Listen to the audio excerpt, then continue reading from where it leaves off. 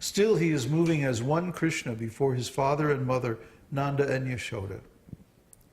In the Brahma Samhita also it is said that although Kṛṣṇa is eternally living in Goloka Vrindavan, his transcendental abode, he is present everywhere, even within the atoms. So this is the miracle of devotional service, that even though Kṛṣṇa is unlimited and all-pervading, and he has like unlimited transcendental forms, yet he consents to becoming limited and appearing in this material world in a subordinate role to his devotees. This is fantastic.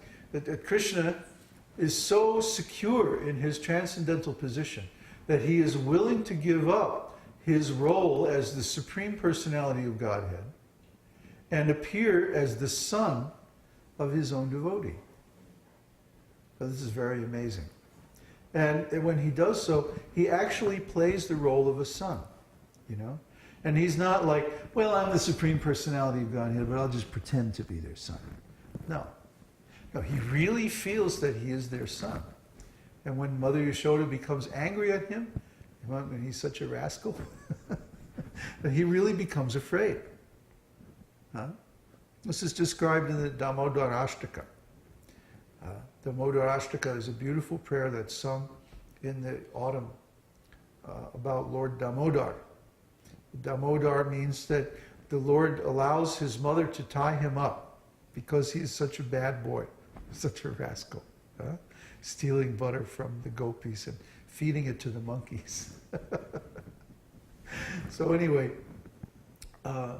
when Mother Yashoda decided to chastise Kṛṣṇa, Kṛṣṇa was really afraid of her. And this is a special transcendental quality which we'll get into later called mugdha.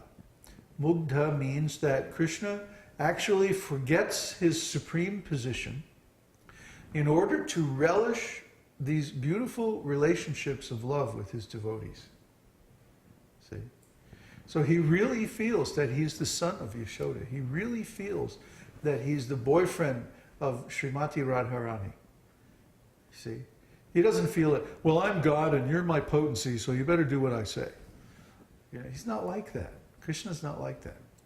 Kṛṣṇa is very, very sweet, and he manifests his form and mood in complete harmony with the loving feelings of his devotees. He actually becomes under the control of the devotees. And he gives up his supreme position in order to taste this very sweet relationship of love with the devotees. The devotees, they're called the ashraya, the bhakti-ashraya, or the prema-ashraya, means they are the shelter or the reservoir of this prema, or this ecstatic love for Kṛṣṇa. And so Kṛṣṇa, he'll do whatever it takes to relish that ecstatic love. He'll approach the devotee in just the way that the devotee wants to love him. And to facilitate the devotee's devotional service, he'll give up his supreme position. After all, you know, he is constitutionally the Supreme Lord. He's not, there's no possibility that he could ever lose his supreme position. So he doesn't care about it. He's not attached to it. For the sake of these beautiful, loving relationships with his devotees, he's ready to give up his supreme position and accept a subordinate role. This is one of the opulences of the Supreme Lord, one of the inconceivable qualities of the Lord. That he is so attached to this rasa, this beautiful, loving relationship, ecstatic love, that he'll even give up being the Supreme in order to taste it. So, just imagine. 57.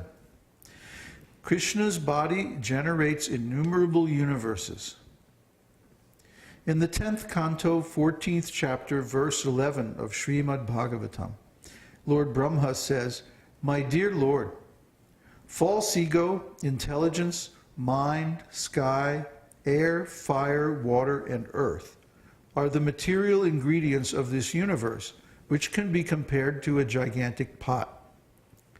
In that gigantic pot, my body is of insignificant measurement.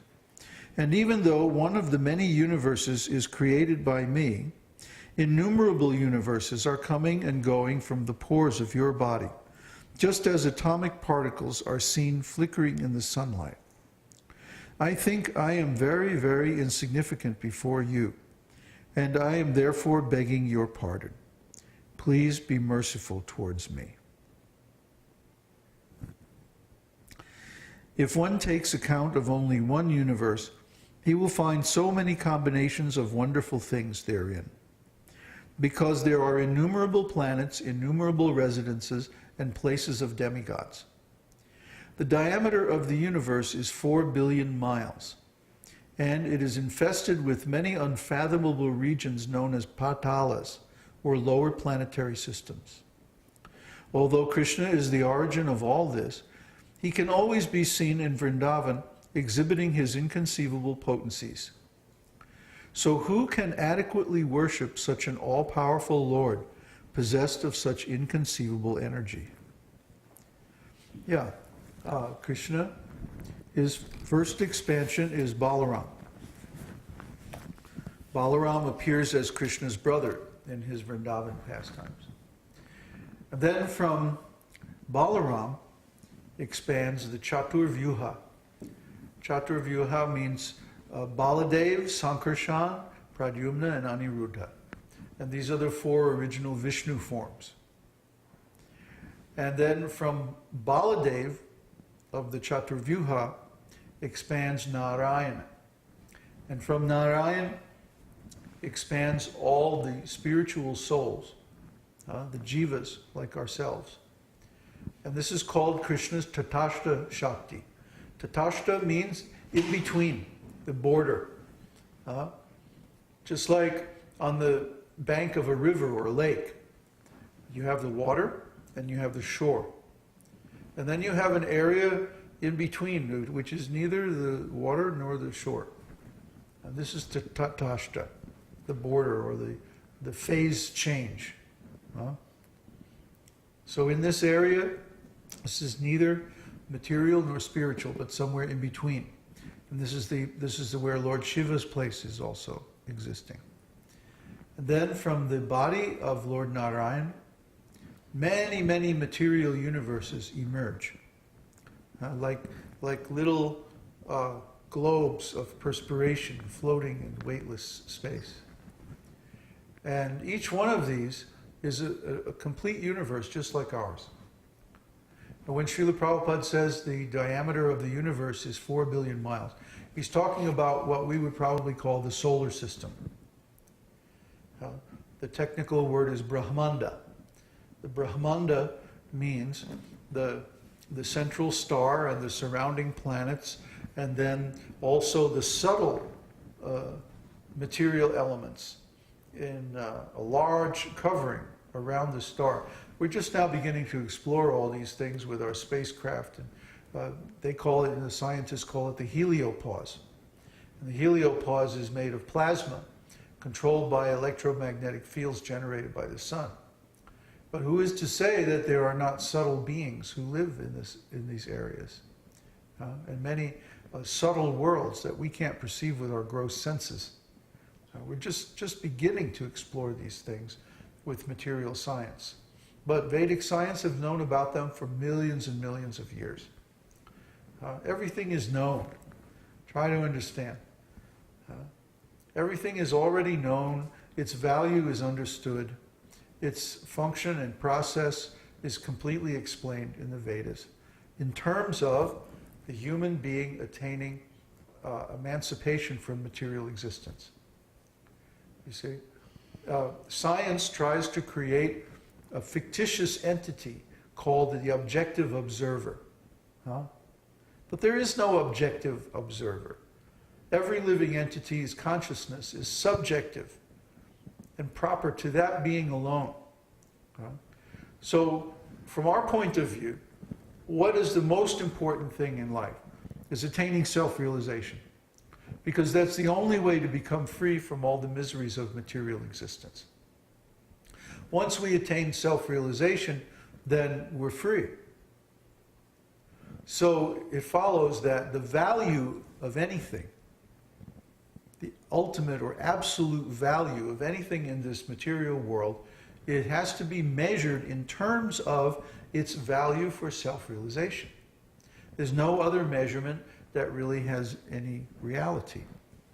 I mean, yes, you can speculate something and you can make some artificial values, some artificial material values. You know, just like if you watch the television, there's so many ads for new cars and new this and new that. But the value of all these things for self-realization is practically zero. Yet it's being presented as this is a necessity. You have to have this. Just like we're staying in this very nice house. It's a very expensive house in a very expensive development. But actually, what's the value?